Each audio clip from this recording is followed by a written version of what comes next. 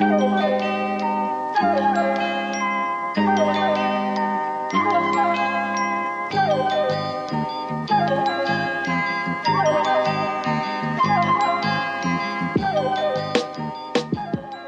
I just do the normal podcast introduction? Yeah, I would say just do the normal podcast introduction. Okay. Riley, you've been taking too long to do the normal podcast Hello, introduction. everybody. Hello and welcome to an episode of Trashuchi, your favorite podcast, which I am launching unilaterally due to the existence of a sexist boys club determined to delay the launch of the podcast. I am your host and sole host, November Kelly. However, be assured that Riley Quinn and Hussein Kasvani are 100% behind me on this one. You just can't hear them right now because I'm talking over them. Yeah, I'm releasing a video now that's all about how TF will continue, the laughs will continue. I'll keep doing startup segments at some point in the future. Thank you, Nova, for welcoming all of our listeners to TF. Absolutely. I'll see you in court, you sick fuck. And I also want to welcome our guest, first time, long time, I think, Archie Woodrow, one of the premier chroniclers of the foibles of the British left, and an editor at Prometheus Journal and recent publisher of an article for Novara on exactly, I guess you could say, what the fuck happened with your party. So Archie, welcome to the show. Hello, thanks for having me. Yeah, so I guess I'd like to start with a question, unless Nova wants to interrupt me to do the bit again. Oh, I will be doing that, but not at predictable intervals. You know, it's just going to happen as and when I feel like it. So Archie, here's my question. What the fuck happened? Good question. Let's say this. The listeners, what we've talked about this as often bemused outsiders. We've looked at the various launches, the various sort of internal, like the fighting between Corbyn's team and Sultana's team. Yeah, I guess if I had to find like an origin point for this, it's like, where do these two camps come from, right? Who are Corbyn's people? Who are Zara's people? And sort of like, how do we get these like two houses alike in dignity or indignity? Yeah, so I mean, the first answer to that is, I think the idea that there's two camps is a bit of a simplification in the first place, although not that there's not an element of truth to it, but it is more complicated than that. Is there like a third camp of like a guy, just like the people who actually just support a guy called Steve to run your party? Well, the way I put it in Prometheus, I put it into actually sort of four camps that have aligned into two blocks, but even that's potentially a simplification. I think really the roots of it go back to 2024, when the sort of discussions about starting a new party were centralized in an organization called Collective, which some of you may remember. And Collective was largely run by people who were close to Corbyn, either through their roles in Corbyn's office in the Labour Party, such as Carrie Murphy, who used to be his chief of staff, or through the Peace and Justice Project, such as Pamela Fitzpatrick, who was one of the directors of the Peace and Justice Project. And basically, by most accounts, things in Collective were not very effective and not very democratic and unnecessarily secretive, and it wasn't really working. And I mean, also, they had the problem that the whole point of it was trying to encourage Corbyn to start a party, and Corbyn didn't seem that keen on that. I don't have the full ins and outs of exactly what was Corbyn thinking, exactly what the inside story was in 2024. Most of my research, I've sort of focused on the stuff more in the last year. But so the place my story kind of starts in the Novara article is that I think it's off the top of my head, September 2024, there's a meeting of Collective that goes very badly because somebody leaks to the press saying Jeremy Corbyn has attended this meeting where he will announce that he's going to launch a new party. And then very quickly you have Jeremy Corbyn clarifying that he's not going to launch a new party, and that wasn't his intention at the meeting. Can I jump in with a question, actually? Yeah. What is it that made him so reticent to start a new party when for so long there was such a dearth of elected left-wing figures in the sort of aftermath of like Starmer? I can't pretend to be an authority here because, like I say, I've not researched in detail what the conversations were going on back in, between 2019 and 2024. Most of my research is focused on what's happened in the last year. Yeah. I mean, a lot of people think it's to do with the fact that he was in the Labour Party so long that he's got a sort of deeply ingrained sense of loyalty to the left of the Labour Party, and that therefore he always would rather have rejoined the Labour Party than started a new party. But I can't swear whether or not that's true. I suspect there's an element of it actually that his real loyalty is to his constituency activists, a lot of whom will have been and if you think about his history, he's been MP there for donkey's years, and for most of that time the base to which he was accountable to was the Islington local Labour Party. But it did strike me that Corbyn as the kind of man of the hour was always a strange choice, because I'm old enough to remember when the Socialist Campaign Group, the left of the Labour Party's kind of hope for the future was John McDonnell running for leader back in the day, and Corbyn was always this kind of backbench radical, which I thought he was suited at, and I think all of the qualities that made him good at that. Yeah, but that's sort of an accident of health. Because the reason McDonnell didn't run in 2015 was because he had a heart condition or something. So he was basically worried that he'd have a heart attack from the stress of being leader, which, given what happened, that's probably quite likely. And then also, there was a thing about it just being Jeremy's turn, because I think, I forget exactly the details, but I think Diane Abbott had stood the previous time. I think McDonnell had stood the time before that, and they didn't expect to win. So it was just, we've got to put up a left candidate. Whose turn is it? And so then I think this is important background, especially again for American listeners who might not be as au fait with this, which is that this guy is catapulted into the leadership position sort of by an accident of health and history. And, a lot of people do their utmost to try to get him over the line, but, we are rat fucked into oblivion, of course. And, I think this also explains a little bit of why getting your party going was such a sort of long process, why it took so long to actually do. Yeah, and I think that's also the thing that's important there is in the sense that he's a leader, it's as a figurehead. He's not like the next Lenin, right? He's not someone who's got, really detailed ideas of this is exactly what we need to do and everyone needs to do what I tell them. It's very much, a voice for the movement, and I want to lift up the voices of the grassroots activists, blah, blah, blah, which, which is a useful role in certain ways. And I think it's part of how he was, I think, both his strength and weakness as Labour Party leader, because it meant he could be a very unifying figurehead for the broad left, but it also meant that he wasn't a very decisive source of leadership, and a lot of things sort of descended into a fight between different factions and advisors in his office, in the parliamentary party, in the shadow cabinet, in the trade unions, in Momentum, etc., fighting over who actually gets to set the agenda. It's interesting how much the people around Corbyn sort of evoke a lot of the worst behavior of the Labour right as well, just in terms of the kind of constant factionalism and the group chats and the bullying and the sort of betrayals. It really I know Corbyn said, not covering ourselves in glory, but this feels sort of almost indistinguishable in places. Yeah, but that's because it's not the culture of the Labour right, it's the culture of the Labour Party. And actually, it's even more broad than that. And if you talk to anyone who's worked in Parliament, it's bullying is clearly endemic across the whole of it. And some of that is to do with the way it's structured with, there's no HR department, all MPs just sort of control their own little staff team and there's no one to appeal to, but also you don't want to appeal to anyone because you're on a shared political project together. So if you complain about something, you're also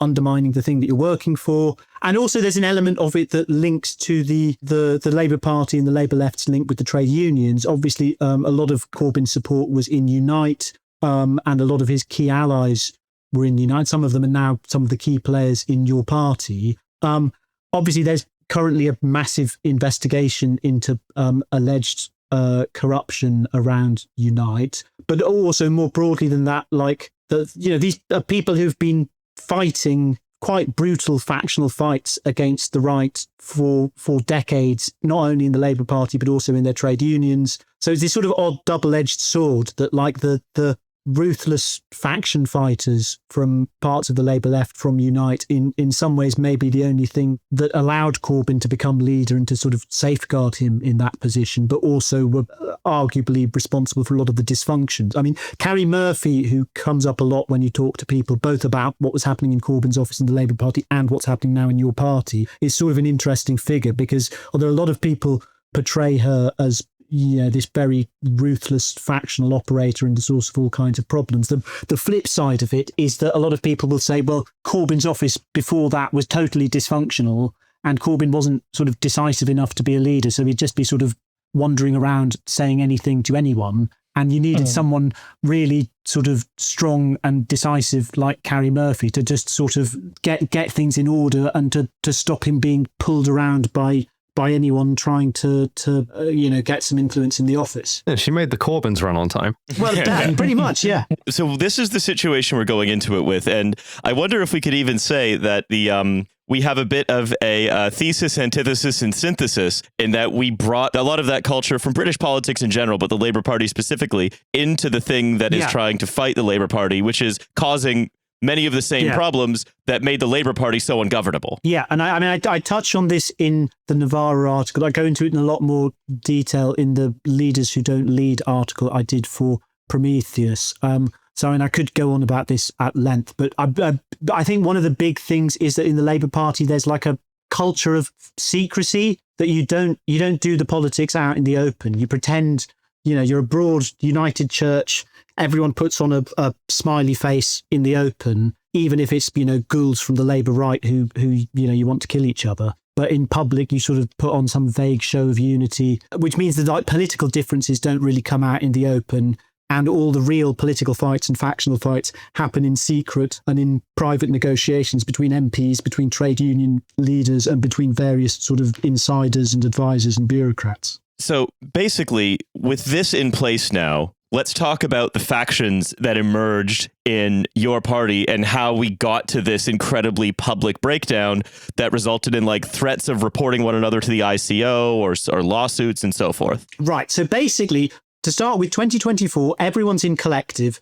A lot of people are getting pissed off with the way that it's being run, partly because a lot of people perceive it as being very sort of top-down and undemocratic, controlled by Carrie Murphy and her key allies. But also there's this specific thing of people leaking to the press that a new party Corbyn's about to announce a new party. Then he has to clarify he's not. Andrew Feinstein's about to launch a new party. No, he's not. Which, from what I understand, most people think it's Pamela Fitzpatrick specifically who's responsible for the briefings, although obviously I can't confirm that. And so in September, basically a group of them break away. I think it's largely at Schneider's initiative that this happens, but it includes Jeremy Corbyn himself, which is a slightly confusing thing in the narrative because it sort of puts him in both factions.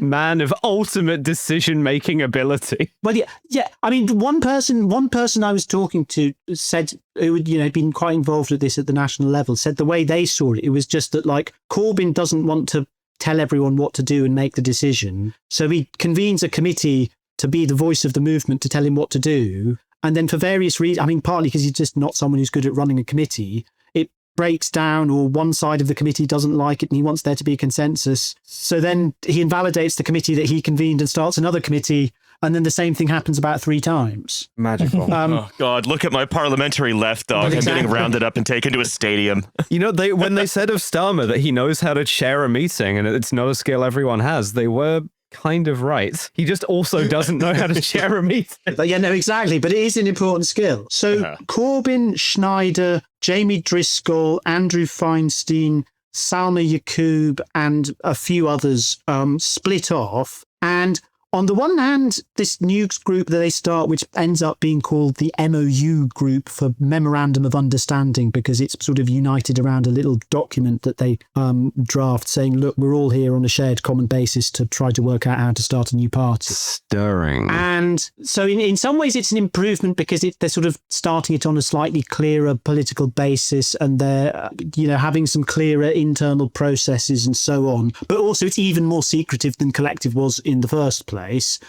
There's also an element of it so I think a lot of the people, like Corbyn himself, but also Feinstein and Driscoll, very disillusioned by the way that Collective was going, and it led them to some extent to be disillusioned with the whole idea of the party, which is why at that point you get various public statements where they stop talking in those terms and start just talking, we need local, community, independent, grassroots, in often very vague terms that you think, what does that even mean? Mm-hmm. So partly this MOU group is a sort of, I think, an effort by Schneider and a few others, partly to like redirect that discontent back towards the direction of a party. And So by January, that group has convened. It's got its own internal processes. And Jamie Driscoll has written this very long axioms document that's supposed to be the sort of principles and basis of it, which to me is bizarre they never published it because it's quite an interesting document. English socialism localized entirely within one PDF file on your computer. No, exactly. May I see it? Well, not on anyone's computer.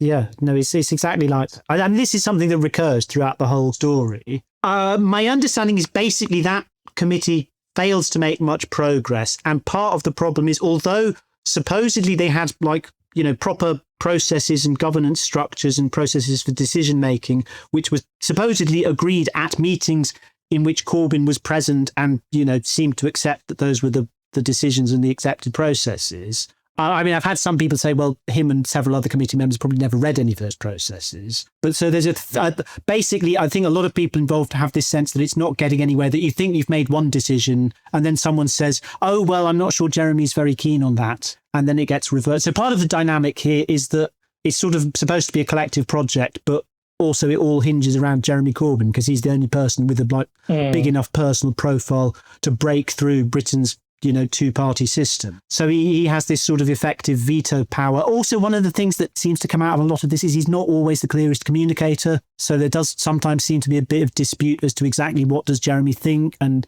okay, he's not expressed clear disagreement with something, but does that mean that he's not comfortable enough with it to go ahead with it? When I was reading your article, I got the sense that really the way that his role in this group is much like a kind of constitutional monarch. Yes. Where he has the legitimacy and then lots of people are interpreting what they think his will is to advance their own agendas. I think that's exactly what it was like in the Labour Party as well. Yeah. I mean, Max Shanley and Steve Freeman and others have talked about social monarchism and the sort of the sense that it's court politics of a party king. And you do see, and even the fact that you've got Corbyn's wife, Zara Sultana's husband, Adnan Hussein's sister turning up to these national level meetings. It is very much like the sort of monarchical court politics. I'm just reminded, Riley, do you remember when we did Left on Red, we read Richard Kapuscinski's The Emperor about Haile Selassie, and there's this bit that's I'll just come right out and say it, the King of Kings liked weak courtiers, right? It feels like that again, where it's a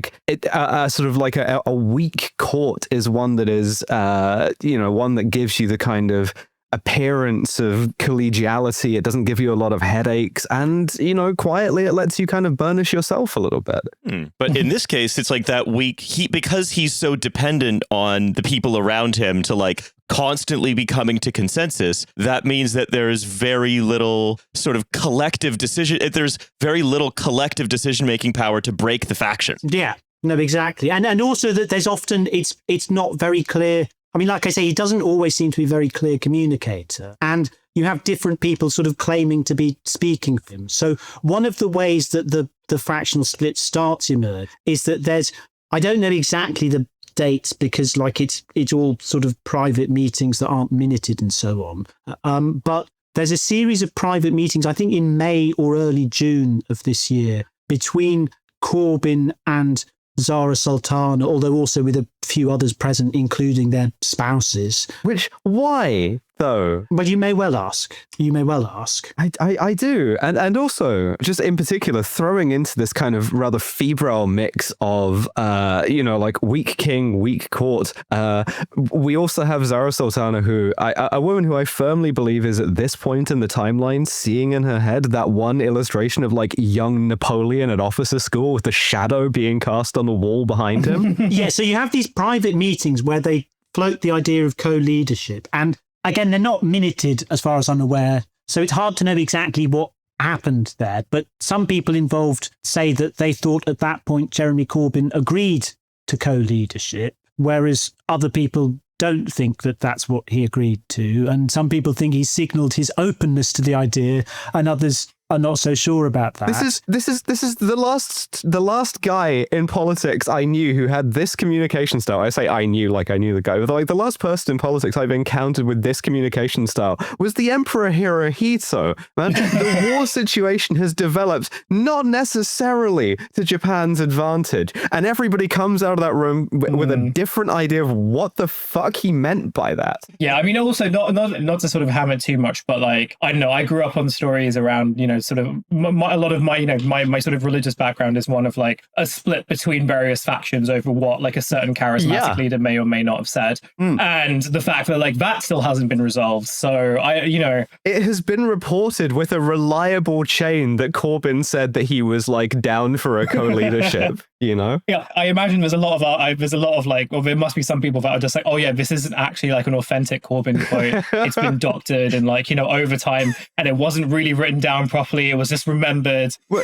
the thing is it's very difficult because the kind of classical English that Corbyn speaks is not familiar to most people's modern language. You have to get your ear in for it. Yeah, I mean, this comes about most clearly in the meeting where they actually vote about the co-leadership, where I mean, maybe we're skipping ahead a bit if you want the full faction story, but just on this point about Corbyn's sort of weird, unclear utterances.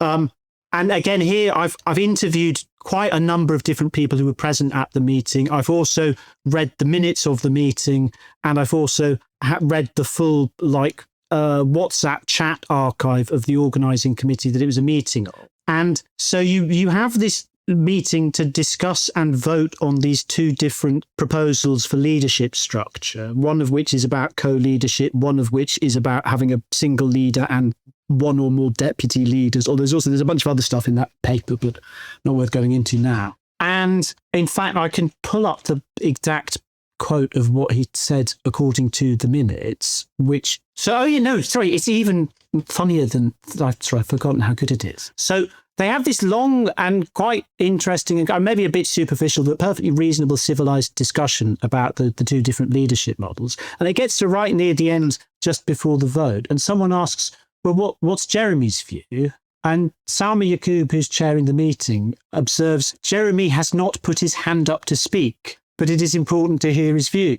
So invites him to speak. And what he says, according to the minutes, which, although a few people I've spoken to who were at the meeting from both sides of it think that it does roughly reflect what he said. He says, thank you for the discussion. We need to be based in grassroots activism around the country and communities. How do we deal with the existing independent groups? Potentially, we'd need a federal structure. We should not found a party about not being Labour, but founded on a positive message. I've had a bad experience of deputy leaders with Tom Watson. I have affection and admiration for Zara and happy to work with her in any capacity. There are pros and cons to sole, deputy, co-leadership or collective leadership approaches. I want us to have a democratic, inclusive party which gives hope, inclusion and opportunity to people. But, so, I mean, if you just take that at face value, it sounds like he doesn't mind that much, that there's pros and cons to either, and literally says happy to work with Zara in any capacity. But having spoken to a few people, including people who know Corbyn very well and have known him for years and worked in his office and so on, they'll often, because the narrative on the anti-Zara side is basically that everyone knew that Corbyn didn't want co-leadership and that Zara pushed ahead with it and announced it unilaterally, even though everyone knew Jeremy didn't want it.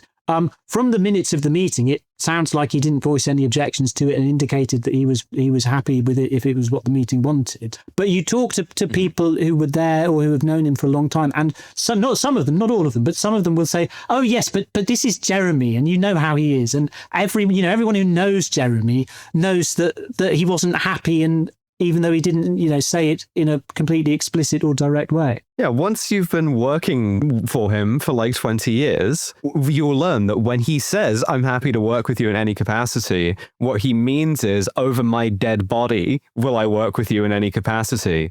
He's just too shy to express that. One of the odd things there's a number of different ways. I don't know Corbyn personally. I've only, met him briefly at a couple of protests or whatever. But if you look at all the different events and accounts of things and the minutes and etc., one way that you can interpret it all is, he's just a bit indecisive and it's all a bit dysfunctional. One way you can look at it is that, his advisors and people like Carrie Murphy are sort of pushing him around and claiming to speak for him, but actually they're pushing their own agenda and using his weakness to do that.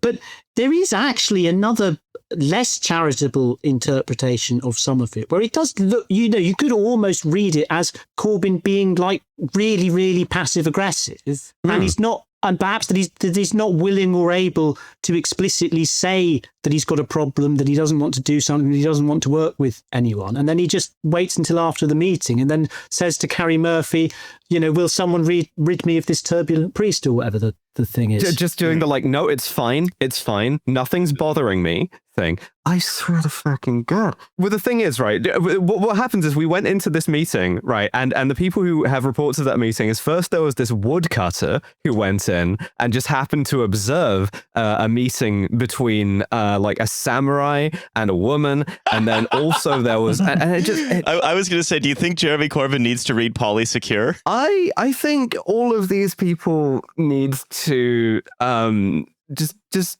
stop for a bit, is what I think. Well, I mean, I have heard that apparently Roger Hallam has a theory that the problem with the left is old men who don't talk to their mothers and don't know how to communicate. And I mean, based on some experiences in local groups as well, you do start to wonder if there's still, that we need some sort of group therapy to address this. But sorry, going back to that meeting and Corbyn's communication style, the other thing is that, so there's a bit of like dispute and confusion as to exactly what happened in that meeting and exactly what he said. Because if you look at the WhatsApp messages from the organising committee, I think while the meeting is still ongoing, one person says, it's very rushed. Corbyn asked for no vote, but we have moved to one. And then Corbyn says in the WhatsApp, I did suggest a group to take us forward, not a vote today. Now, nobody I'd spoken to remembers Corbyn saying that out loud in the meeting, but a couple of people, their recollection or their interpretation of it is that what happened is he didn't say it out loud when asked directly for his opinion, but that he posted it in the Zoom text chat saying, maybe this is rushed, maybe there's not enough consensus, maybe we need to have further discussion. Which, I mean, to be fair, is true. Like, clearly there was not consensus on what was going on, and it did cause everything to fall apart. So he's in some ways he had a point, but he seems to have said it on the Zoom text chat and it got lost rather than saying it in a way that people could hear him. It's if you look, I did make my crucial objection to you doing this in white text at a 1-point font size that I've appended to this kind of like second to last page in the margin. Yeah, I made my objection to this particular course of action in like the disclaimer voice on pharmaceutical ads. Like, by the way, no, I'd want me to co-leader, may cause wedding. To be fair to Corbyn, because I mean, this is all sounding quite negative on him. I mean, the other aspect of what's happening and why it all falls apart is basically because the process is like stupid and rushed and doesn't really make sense. And that so to go back to the like wider narrative. So they set up this memorandum of understanding group at the end of 2024. It's not really getting anywhere. They end up trying to expand the committee, partly to try to get Corbyn to sort of commit to it more if it's more representative, more inclusive, also includes some of his, close allies like Carrie Murphy and so on. Having committeement issues. So they expand the committee to have Zara Sultana on it, Carrie Murphy and some of the others from Collective. I think at this point they also bring in Liam Mohammed, Mark Sawatka and a few others. Oh yeah, and so they put together that committee.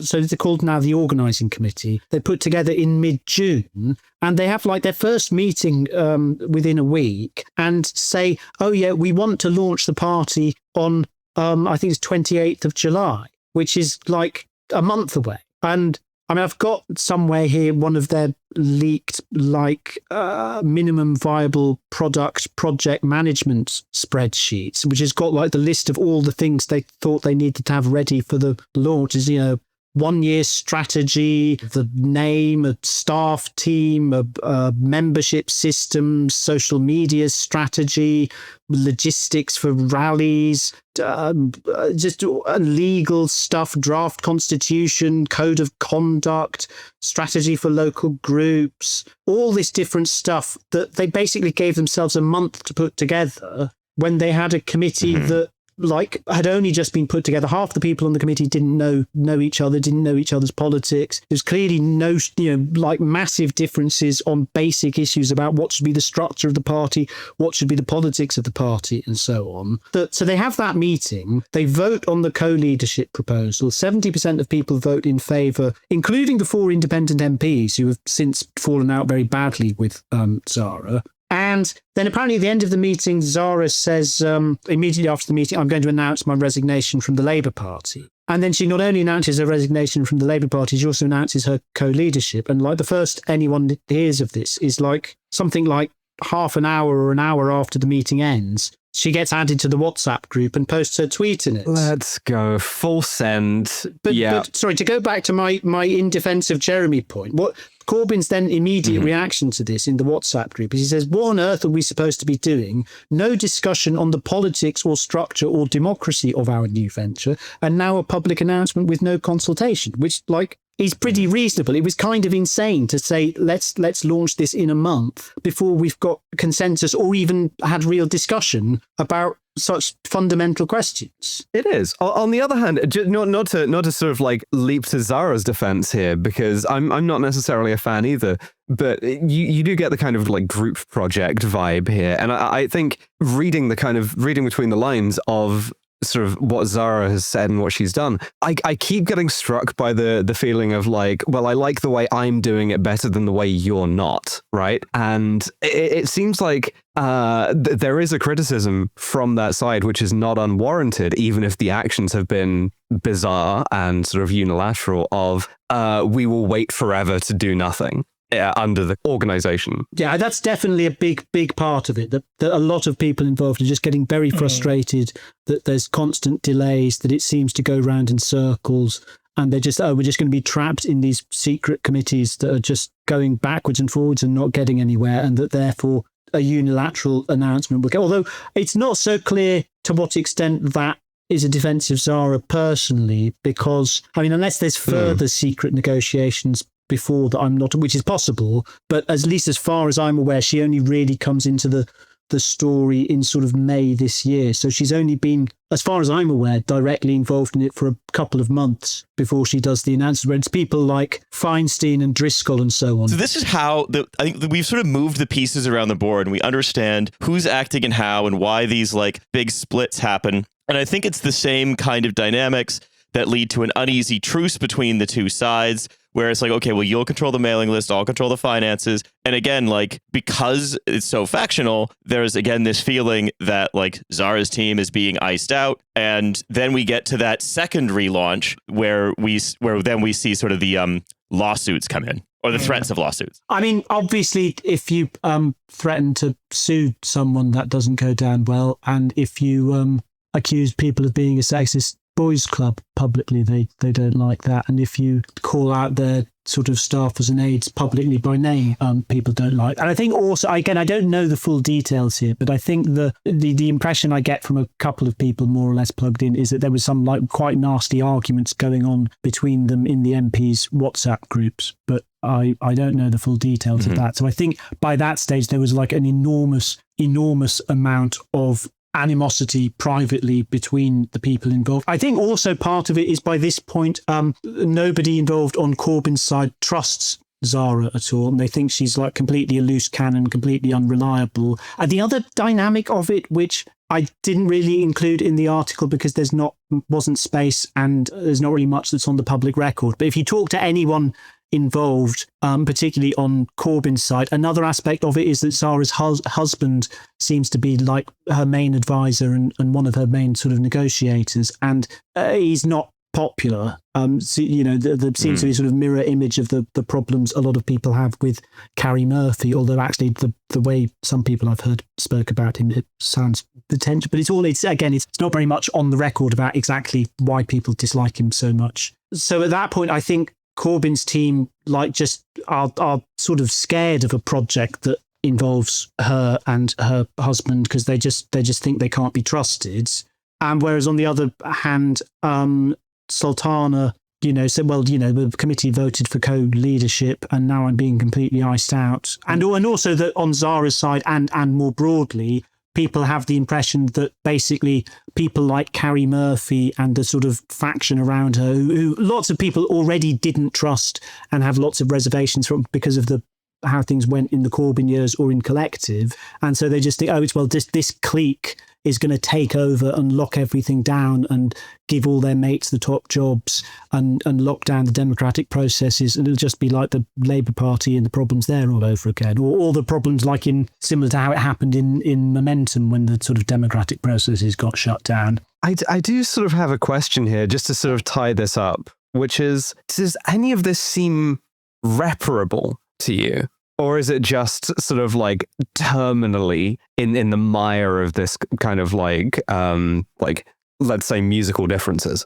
I think in terms of the personalities, the impression I get is it may be irreconcilable. It sounds like there is particularly between Zara and the 4 independent MPs, it sounds like there is enormous ill will on a personal level. I think with Corbyn and Sultana, there's also a really deep feeling on both sides of sort of betrayal of trust. And also then the issue of Carrie Murphy is a particularly big one because she's very, very close to Corbyn personally and has been for a very long time. But now her and Sultana are mortal enemies. And I mean, also in some ways, it's like Sultana coming in with the condition that Corbyn's closest aide has to be got rid of. So obviously, that starts by putting Carrie Murphy on the defensive against Sultana. And then also one of the things that escalates things is after she does the announcement, there's then all these various leaks. And in the WhatsApp group, she directly accuses Carrie Murphy of being the source of the leaks, which actually, from what I can tell, isn't true, probably.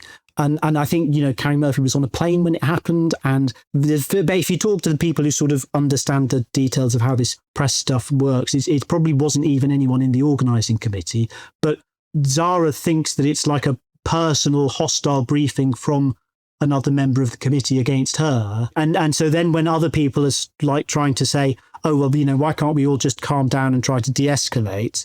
And then because Zara's so angry about the leaks, she won't respond to that. And so it all just sort of spirals from there. And then, everything we've seen happening with the legal threats on both sides. And also the fact that people's spouses are involved in the arguments as well. I mean, we can't help. So, but obviously that's on the personal level. One would hope that you might have a party with structures and democracy and other people involved such that it might be able to function despite the personal relationships of a handful of individuals, but that remains to be seen. You sort of ask, as anyone on the left, why would you bother? Why would you sort of run into this burning house? It's sort of I think the temptation for anyone looking at sort of whether it's sort of Corbyn responding to a straightforward sort of organizational question with a sort of allegorical poem, or whether it's Zara sort of tweeting something devastating to the entire project and then throwing her phone across the room, or Adnan Hussein going insane about trans people on Twitter for 3 days. You just think, why bother? Why handcuff myself to this? And I still don't know that I've heard an answer from anyone, really. Yeah, well, I mean, those are very good questions. The basic answer was always just because there's about 500,000 people who will join whatever political party Jeremy Corbyn joins. But I don't know that that's completely true anymore, because I think this process has been so dysfunctional and so toxic that we don't know what the membership figures are for the new relaunch. I don't think, at least unless there's been something today, they've not announced it. A lot of people, I mean, I've not been able to get a clear answer on this, but a lot of people have been speculating that it hasn't been announced because the figures are not very good. And I get into this at the end of my article, but the prospects for a democratic process to build it and to have a democratic constitution at the end of it, I think look very, very pessimistic. for one thing, just like 2 months is a very short time to run a democratic process. I mean, if anyone's been involved in any like significant, or even just like a local organisation that's got 100 people turning up to its meeting, doing a serious democratic process to deliberate on like, fundamental constitutional and political issues, very difficult to get that done effectively in 2 months, let alone with tens of thousands of people, and particularly when there's so much chaos and dysfunction at the top. And they announced this very vague plan for the process, where there's supposed to be some sort of online portal and some sort of regional assemblies and some sort of national conference based on sortition. And some of it sounds positive in the abstract, but whether or not it's meaningfully democratic, depends on like really key details that they've said nothing about. Obviously, they've not published any of these details. Nobody I've spoken to seems to know the details. I suspect it's quite likely the details don't exist, even, with the best will in the world. If you're rushing together a process like that in 2 months, it's probably not going to be very good. So if Carrie Murphy's the only person who knows what these processes are, or who has signed off on them, then it's not really about Carrie Murphy personally, because the point is you'd need to know and trust Carrie Murphy personally to have any faith in the process. You'd have to trust her as an individual to be, impartial and non-factional. And also you'd have to trust her as an expert in designing democratic processes. And maybe she is both of those things, but for anyone who doesn't know her personally, if the information's not published, we can't really know, and I don't see how anyone can trust the process. So I'm very worried about where things go. I suspect it won't be very democratic. I suspect that the constitution we get out of it won't be democratic. And I worry the party will have enough momentum to sort of keep going, but not enough momentum to be particularly good. And then we'll have the left split between your party and the Greens, and the whole thing will just be a mess, is my worry. What do you call an act like that? Because they still haven't chosen a name. Trash future. Thanks so much. All right. Well, so I'm going to throw back to us for the back half of the episode. I'm sure that Nova will have found something fun to talk about. I'm going to be relatively quiet. Tell you what I'm going to do. I'm gonna throw to myself by just kind of like groaning in annoyance and hope that I pick it up in the future if I remember to do this bit. So here we go.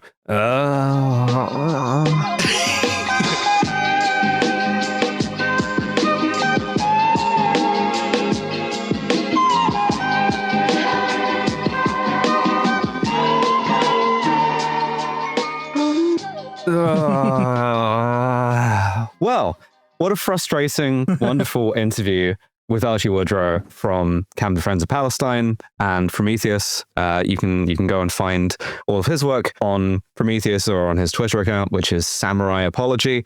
And yeah, we hope, of course, for your party to become less frustrating in future. But we have to do an abrupt change in tone because Riley's going to go very quiet. And Nate's been here the whole time. Nate, how's it going?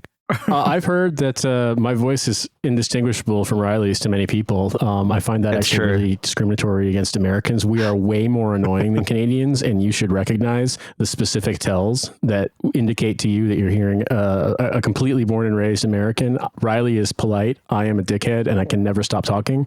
So learn the differences between our voices. I'm doing very well, though. Thank you for asking. Yeah, well, thank you for joining us. And of course, Hussein, thank you for continuing to be here on the same recording that we definitely did like back to back. Yeah, I did get rid of my baby voice, so like That is an interesting way of phrasing it, Hussein. This is why it's so difficult to have children in this economy. And so it's just, you always have the demands of work trying to like entice you to just get rid of your baby. Yeah, no, deadass it is so true. Yeah, go on.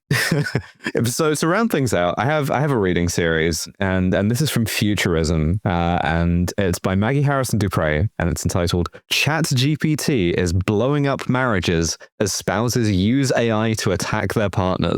So I think we're going to really get like a nice cheery kind of segment out of this one. We'll all go home feeling a lot better for having talked about this. Well, also because all three of us are fully spouse maxing all the time. So It's true. This is absolutely the perfect environment. So statistically, one of our marriages is going to blow up because of AI. I'm like spouses Georg. I've got like more spouses than the rest of the podcast put together at this point, and that's just I'm increasing the odds. The law of large numbers means that something like this will happen to me, and I'm terrified. I have only ever used ChatGPT for one thing with this in this general wheelhouse, and that is some of the really dumb Visual K like anime pretty boy dating simulator things had a thing with whatever model of ChatGPT they did where you could basically get them to start quoting Wikipedia at you in character. And so I would have them summarize films, or like I had one tell me about the first time they listened to the X album Los Angeles. I had one tell me about the Francois Truffaut film Day for Night, and it's so fucking stupid. When I try to imagine how you're spending your evenings, I don't know that I would have come up with the Bonsai Buddy Bishonen explains like XTC albums to you, but you know what? I'm not here to judge. Basically, I saw people sharing it and talking about it, and I was like, okay, what the fuck is this? And I would have assumed it was like a thing you had to pay, and it wasn't. Like it may be now, who knows? And I was like, this is so stupid, but like my brain immediately went to sort of chaos mode of like, okay, well, what if I just start pulling stuff that's completely out of the normal sort of like meet cute dialogue and just start asking it to pull the sort of like the sparkly haired so I want you to talk about hearing John Doe and Exene Cervenka singing on Johnny Hit and Run Pauline, and it actually would, but it was like, I don't know, there's something so uncannily weird about how like substanceless it is. Just the kind of like online pretty boy tells you the anarchist's cookbook recipes. Well, I mean, I guess what it comes down to is that like it's bad writing. Like it's really unconvincing, like incredibly cliched, incredibly formulaic writing when it does like write things at you, when it does dialogue at you. Its summaries are pretty banal and just kind of like slightly dressed up Wikipedia, like verbatim. But what is funny is when like the characters are programmed to have sort of like turns of phrase and tells and like kind of like expressions or stock reactions, it forcing itself to work those into like a depiction of the Franco-Prussian War or something like that is very, very funny to me. Like, but it was funny for about 15 minutes. That's a significantly healthier use of AI than this. So let me get into it. A husband and wife, together nearly 15 years, had reached a breaking point, and in the middle of their latest fight, they received a heartbreaking text. Our son heard us arguing, the husband told Futurism. He's 10, and he sent us a message from his phone saying, please don't get a divorce. What his wife did next, the man told us, unsettled him. She took his message and asked ChatGPT to respond, he recounted. This was her immediate reaction to our 10-year-old being concerned about us in that moment. The couple is now divorcing, which you don't say. I do like the way that this is written, because when what his wife did next, the man told us unsettled him. There could have been so many things that could have happened. What happens next will shock you.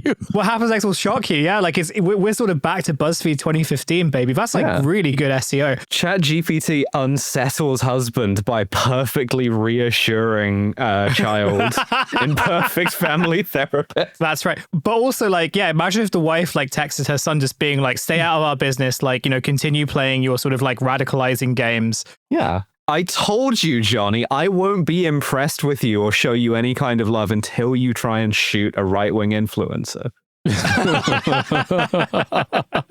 Yeah, and the son's name was Charlie Kirk too. I think the thing for me is just more that like I understand when people are doing things for like work or whatever when there's a language barrier, but the idea that you immediately go to, I mean, we haven't even gotten into the article, you immediately go to a large language model to respond to your child. Yeah, having it outsource the parenting and have it tell your kid like what you've noticed about your parents fighting isn't just brilliant, it's also insightful. Here's some things you could do. Yeah. What if you fucked it up though and you still have the dating simulator loaded, so it starts talking about fucking more fun in the real world the second X. I had a really rough childhood. Anytime my parents would argue, I would go and ask this like online yaoi guy to like give me advice. And to be honest, some of it wasn't bad, but it just felt a little formulaic.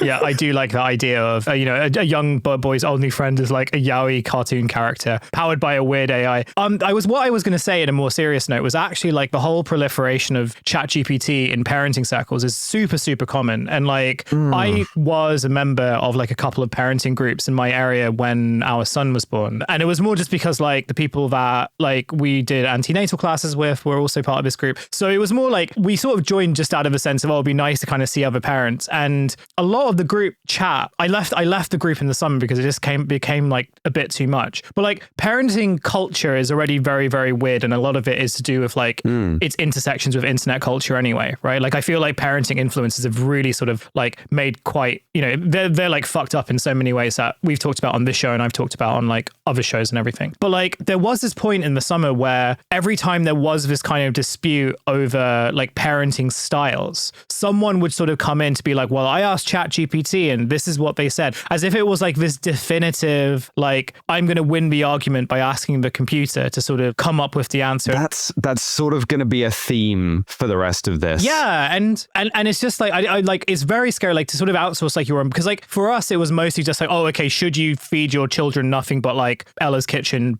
like pouches, like for like the people who don't live here, it's sort of like ultra processed kind of baby food that, you know, some parents use and some people don't. Should I feed my kid like Death Stranding MREs? That's right. And so it's like a lot of it was very like practical rather than sort of emotional. But I was sort of thinking, well, if you're going to begin your parenting journey, so to speak, by like asking the computer how you should raise a baby, that's scary enough as it is. But it's also like, you know, I can understand where parts of that come from, but like outsourcing your emotional labor. For a 10-year-old as well. Outsourcing your parenting, because that is fundamentally what parenting is. It's about developing this like emotional kind of relationship with your child. Outsourcing that to the computer, like fucking hell, that's insane. You know, what's really weird about this is I think the specific like change in affect of like, oh, I parented this like child for like 10 years and then ChatGPT came out. So like in the article, the husband sort of says, you know, they've been together for like 15 years total,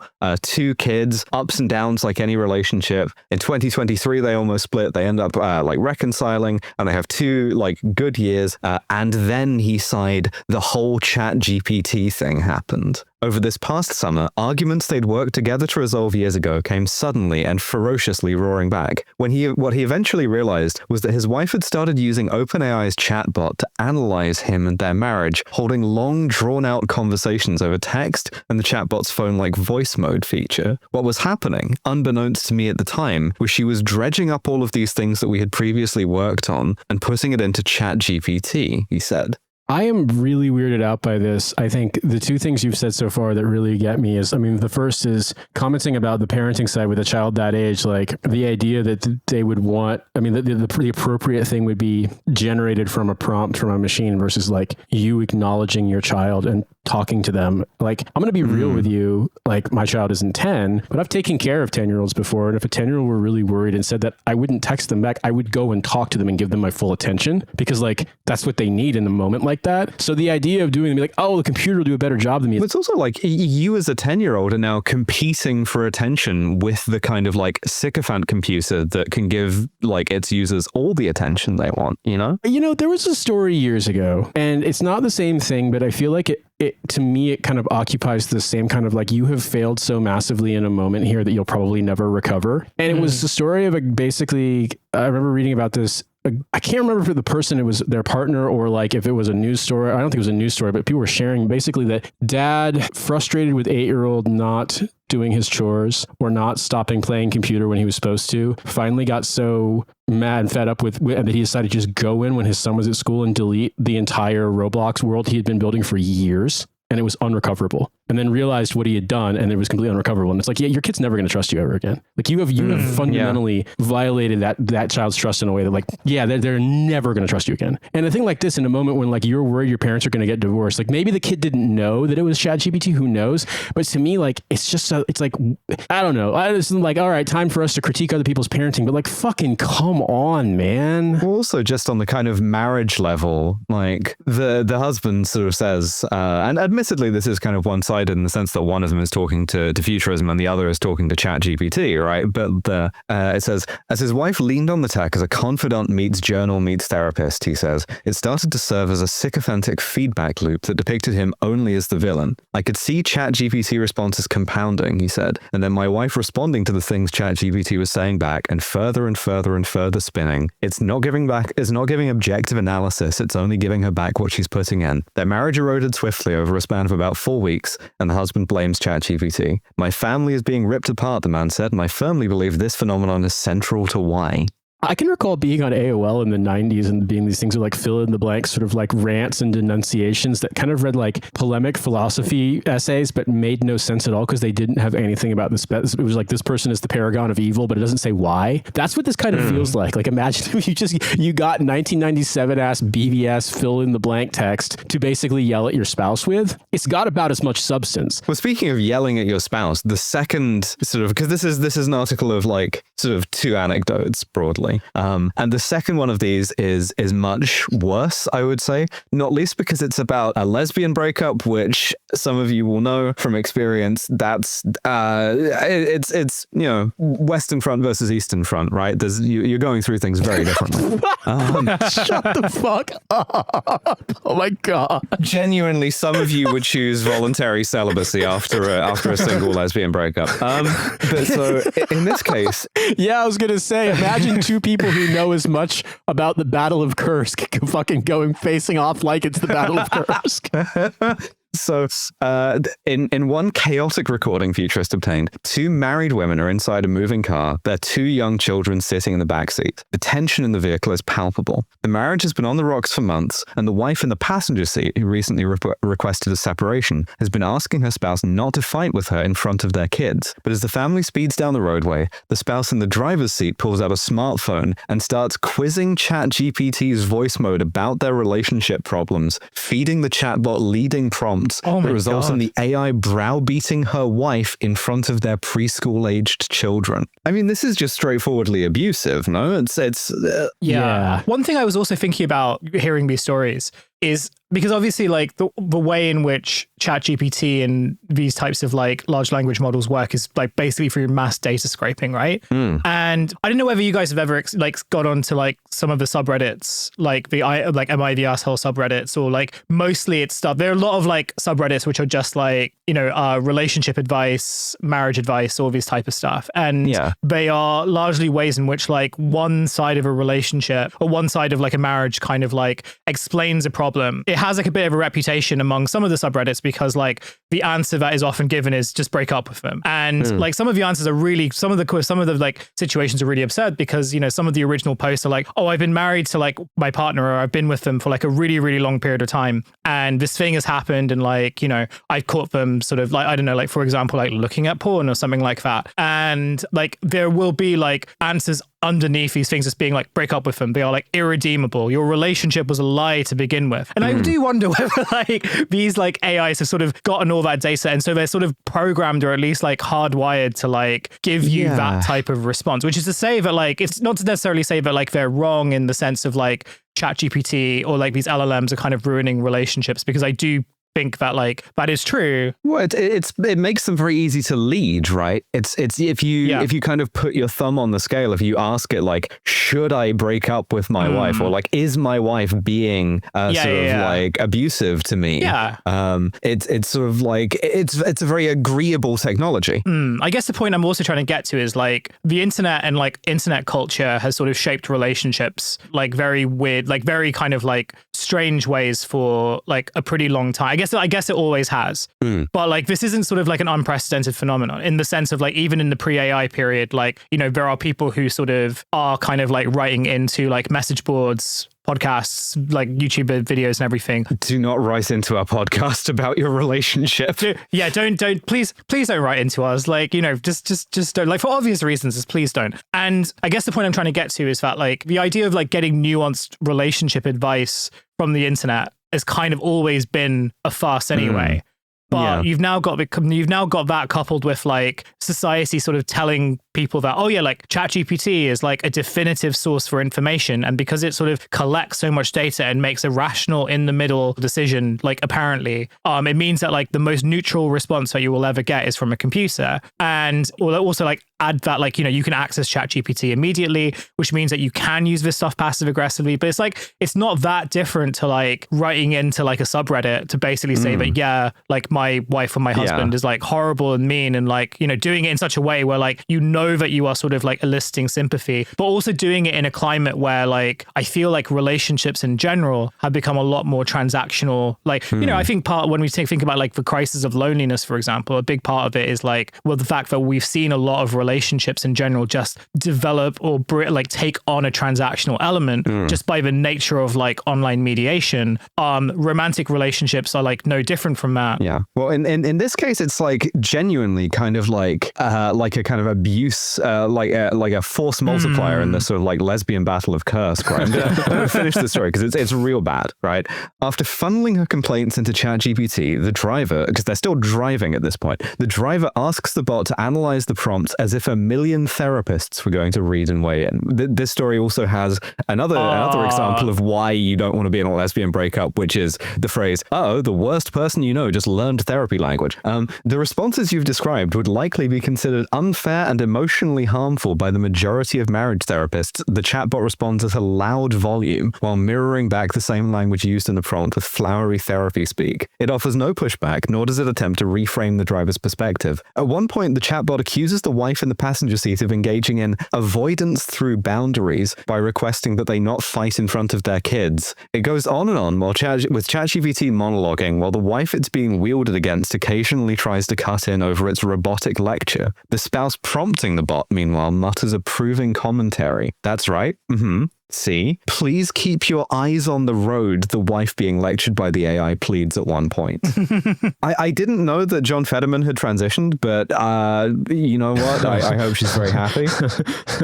I was going to say, you know, everyone told me that it was going to be a mistake to enter into a polycule where the third person was the text-to-speech voice from TikTok. And you know what? They were all correct. But I guess the thing I would say that to Hussein's point, I think is really valid here is that like there's also so much of this just dumb propagandizing, you know, PR hype around this, selling ChatGPT, you know, in particular, and large language models in general as like the apotheosis of knowledge processing, that like all human knowledge is there, and that like the degree to which it's treated as definitive. Because I mean, I guess if you consume stuff in the news the way it's reported in, you know, you call it general media, and then also all the PR, yeah, that's the impression you would get. If you don't know anything and you don't know how fucking wrong it is or how banal or overgeneralized it is, yeah, you might think that. But I think it's very surreal to me to think of people doing this. I mean, I guess in a way, because some of these things, you know, they, like you said, they are so obviously led from the prompt and they don't push back. But then also I think about Hussein's comment about weird internet advice. And, you know, I'm a bit older and I can recall a line that stuck with me, that's haunted me throughout my entire life, where someone on the Radiohead fan forums in 2000 asked if they should break up with their boyfriend because he didn't like Radiohead. And people were like, he couldn't actually love you if he can't understand something as deep and emotional as Radiohead. And I never thought, I mean, on one hand, I'm glad that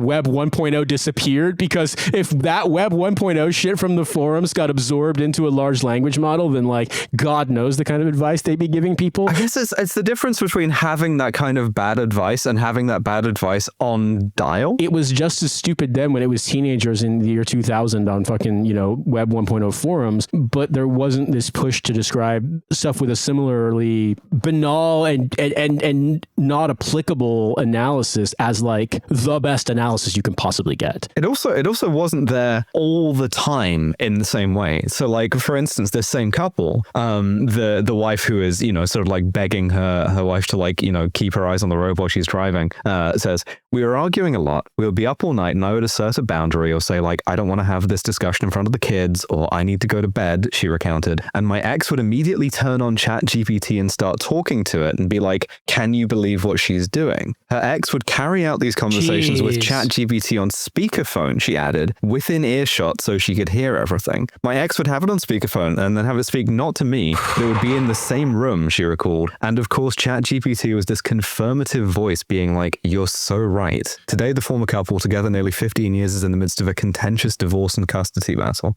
Yeah, I don't know. I mean, part of me wants to make a dumb joke once again about like, leaving open the dating simulator that's talking about, I don't know, fucking Jules and Jim, and winds up, inserting bits about early Francois Truffaut films into this thing about why you should break up with your lesbian wife. But like, I guess to me, it's like, what's so interesting here is it's grim, is the idea of like, actually boundaries are abuse, as I completely disrespect a normal human boundary of don't be yelling at your phone 24 hours a fucking day. Like, it's insane to me. It just seems so, and it feels like such a like snapped fingers happened out of nowhere thing. There's one guy in here who is already divorcing his wife, but after he moves out, his wife started to send him strange AI generated messages that, through an unfamiliar blend of spiritual and therapeutic language, drew a portrait of himself and their marriage that he says he didn't recognize. When he first read them, he said he wondered whether his wife had joined a cult. The couple is now engaged in ongoing custody litigation. Today, the man's soon-to-be ex-wife communicates with him about everything from court matters to childcare,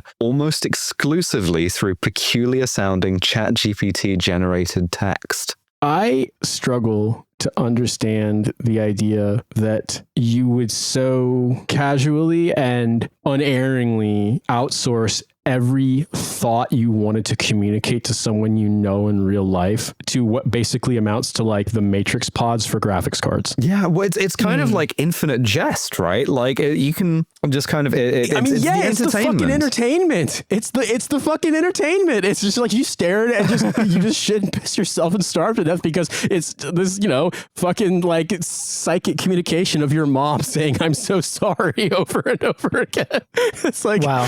Oh my God. The other thing worth noting is that everyone, at least in this story, and this is not to sort of say, because we've covered stories on this show before about like people kind of using ChatGPT for like fairly benign reasons and outsourcing their communication to like very, very intimate things, even to people that they love. In this instance, it's like all of these people seem to kind of have been on the road to divorce anyway, or like were sort of in the process of doing so. Yeah. And it does make me think that like, well, I wonder in those situations where it's just like the person that you were sort of the most intimate with emotionally, you now no longer want to sort of have to deal with. And suddenly this like technology comes in, of which one of its many promises and one of its many over promises is that, oh, like if you don't want to talk to this person, the machine can kind of like do that for you. And then as you kind of continue to do that, it's like, oh, it can also make you feel really good about yourself. And the thing about like a divorce is that like, even the most amicable ones are ones where like one party at the very least like wants to feel like they were in the right, but they tried their best to save the relationship and they tried everything that they could, including asking the computer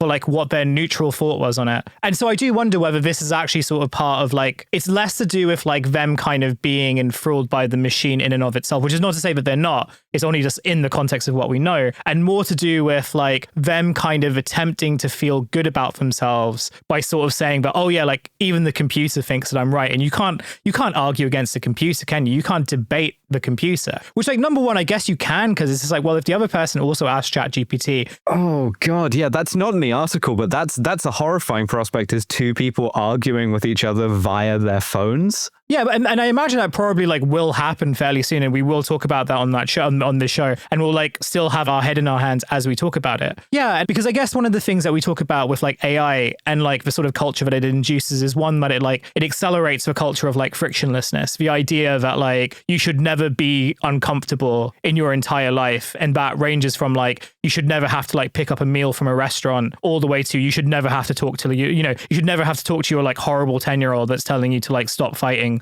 because they're trying to watch Charlie Kirk videos on YouTube. My stupid chud 10-year-old who I don't respect enough to answer.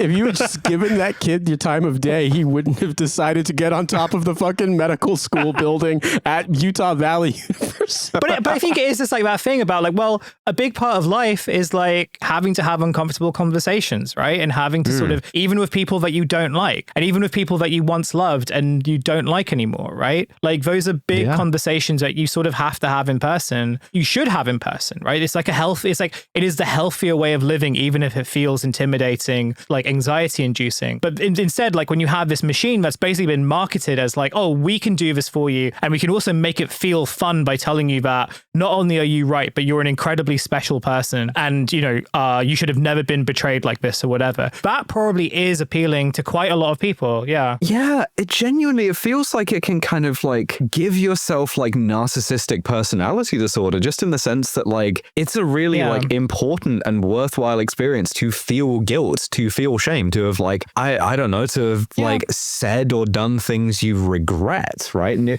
if you always have your phone telling you, no, not only were you right to do that, but that was amazing that you did that. Yeah. And I mean, also like being in a cultural environment where like shame is something that isn't encouraged, or like not encouraged is not the right word, but like shame is something that you are sort of told to actively avoid, right? And that, you know, and as we know, like being all of us being like former forum posters, you know, and like of the extremely online variety in the 2000s or whatever, it's like you can never admit that you're wrong, right? Because if you're wrong, never back down, never log off. Then you get downvoted, so you never back down and you never log off. And I think the thing that we're seeing, not just with like this particular use of ChatGPT, but I think just like normie online culture in general has definitely moved towards like I guess like the types of forums that we all experience, where you have relatively normal people who lived what seem to be relatively normal lives and were not sort of like addicted to the computer when they were in their teens or whatever, are now they now have been forum pilled to be like, I can never back down from this. I always have to be right. Computer. I'm going to spend as long as I can with like ChatGPT. Everything's computer, but also like